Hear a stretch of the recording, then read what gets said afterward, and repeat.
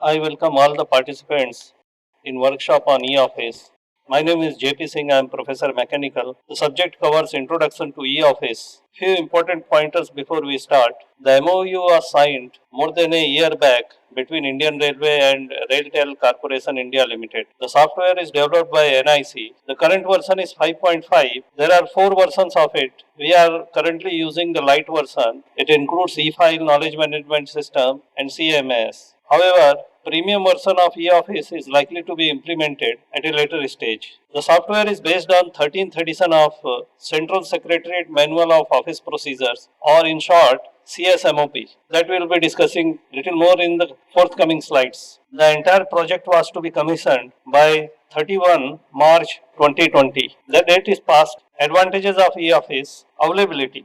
It's like moving with complete cupboard of your office along with you. It is always available with you anywhere you go. Yes, it is right that it is accessible only through the RailNet, but using VPN, we can access it using any network throughout the India or anywhere in the world. Redundancy. The RailTel servers are highly replicated servers, and if anything goes wrong with one of the servers, the end user will not even know. So the redundancy is built at the RailTel level. It's very secure. The communications are digitally signed and it is integrated with NIC email, and the whole system is being monitored live 24/7 by RailTel, and the systems are kept up. The uptime is very high. The original rollout plan.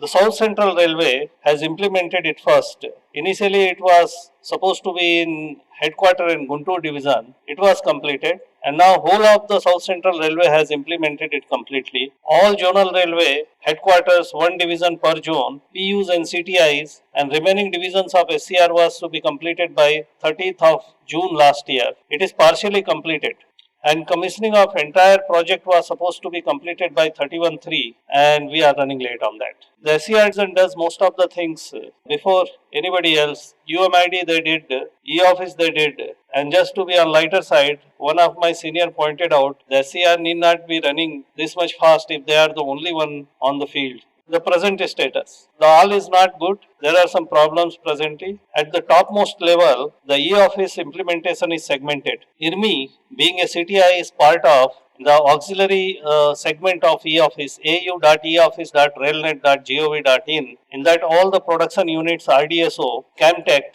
and all the 6 CTIs are part of it. The other examples are railway wise. In case of NFR, it could be nfr.eoffice.railnet.gov.in or nr.eoffice.railnet.gov.in or er.eoffice.railnet.gov.in. They are all islands. They are the segments in which one segment cannot communicate to another segment using e-office presently. This is going to change. The RailTel has communicated that they are going to interconnect all of these segments probably in 1 or 2 months. Presently, communication within one segment is possible. If IRMI wants to send a letter to any other CTI or NIR or MCF or DMW or DLW, it is possible. But if IRMI wants to send communication in e-office to say South Central Railway, it is presently not possible. Let's talk about initial requirement. In order to let the RailTel onboard us, we need to submit some information to RailTel.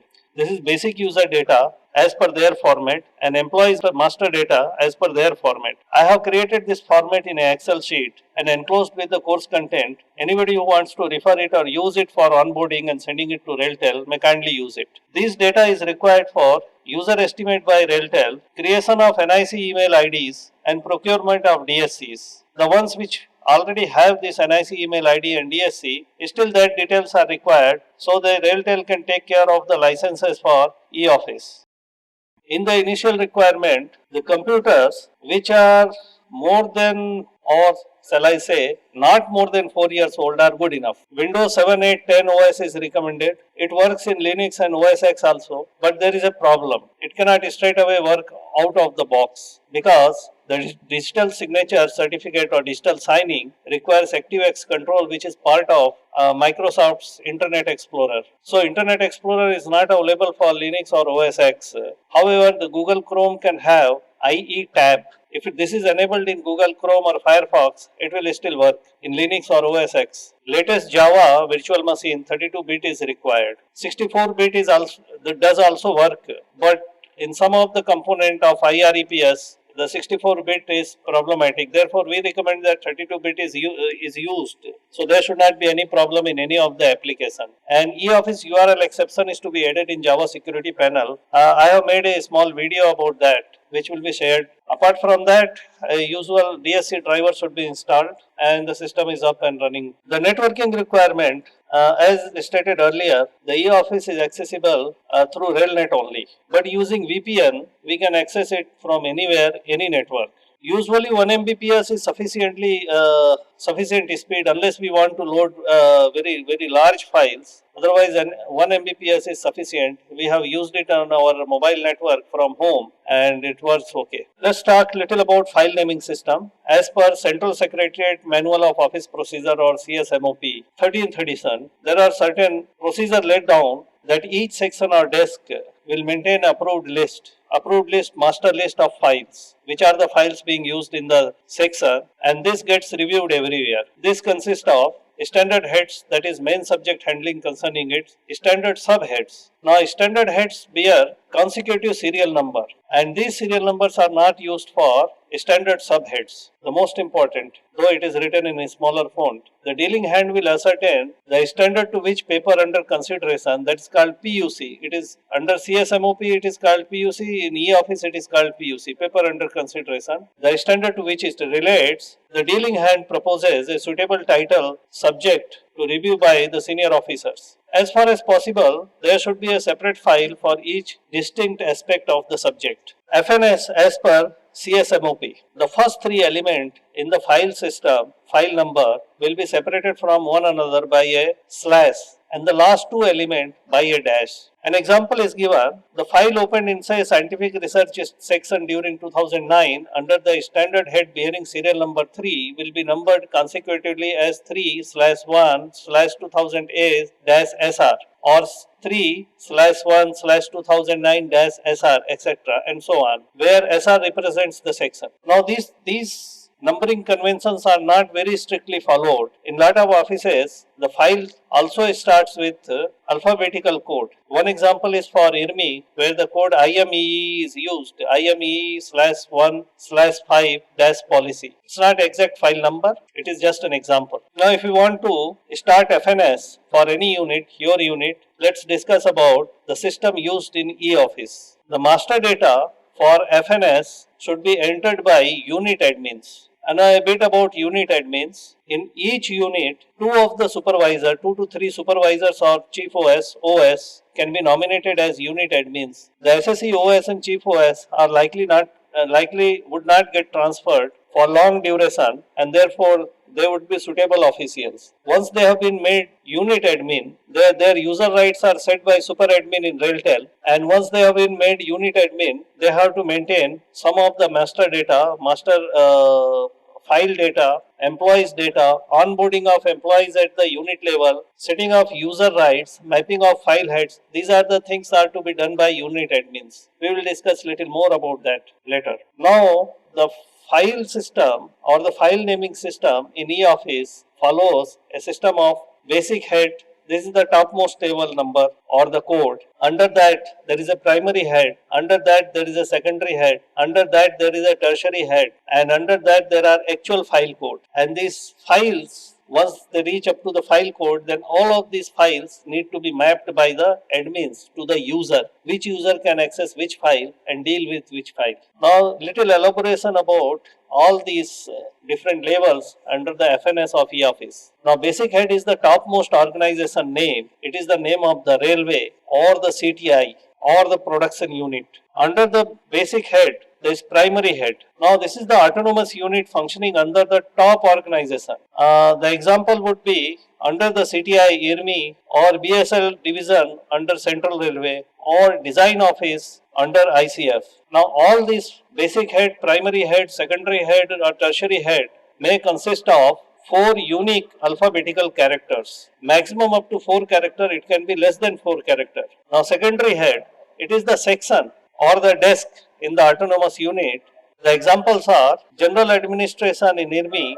So the progression of file number would be CTI/IME/GADM or accounts department in Bhusawal division in CR would be CR/BSL/ACUT if this code is used, or under gear section in the design office in ICF, tertiary head. It is the file, actual file in the section. Again, it will have 4-character identification or the code.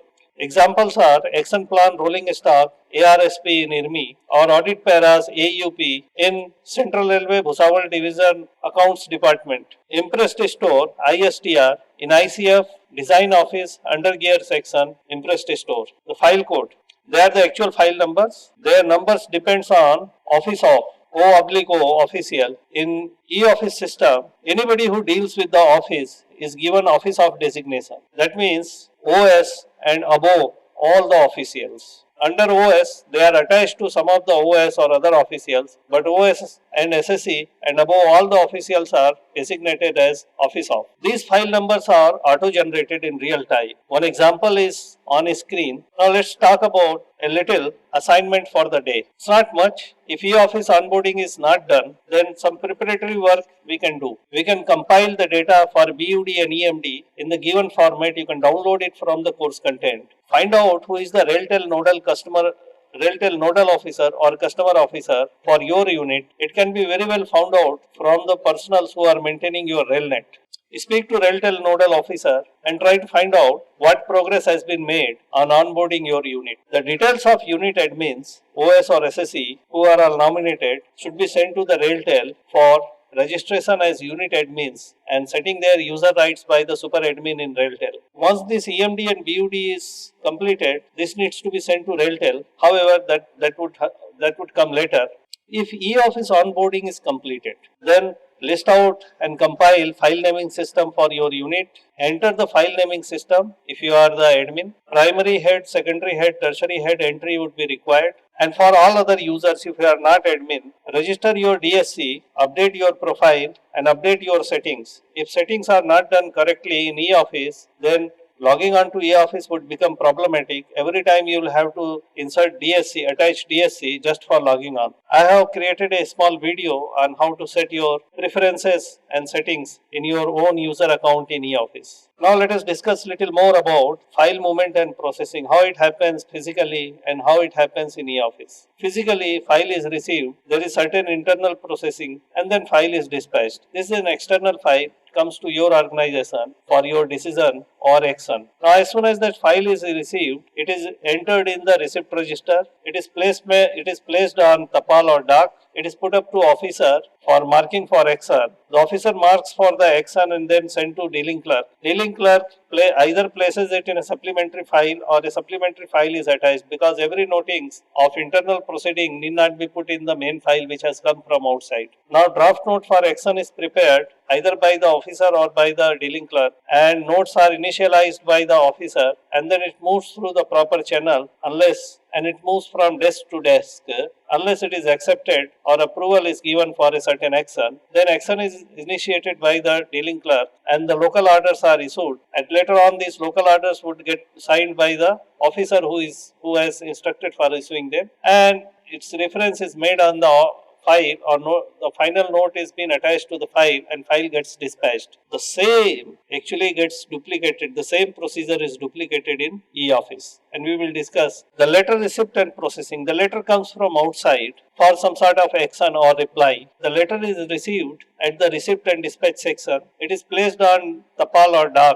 It is put up to officer who marks for the action. This whole Tapal goes to the dealing clerk. Dealing clerk places the letter in a file as per the instruction, and this file moves through the proper channel and desk to desk until the action proposed is finally approved. Local action or orders are issued or a reply is made, and the reply goes to or order goes to dispatch section. The cycle gets repeated again and again. The movement of internal proposal and processing. The proposals are generated by the dealing clerk or the officer. Sometimes budget certification is required, sometimes it is not required. So the processing is optional. Approval, sometimes it is required, sometimes it is not required, but the proposal moves in this direction. The proposal may go to other department for their remark or action. It is again put up for sanction or further orders, and the post-sanction actions are taken, and other department may get involved again for execution of those orders, and then it goes back to the dealing clerk again for communication to all concerned. So this cycle also keeps repeating, and this is similar to what is done in e-office also. We will discuss about that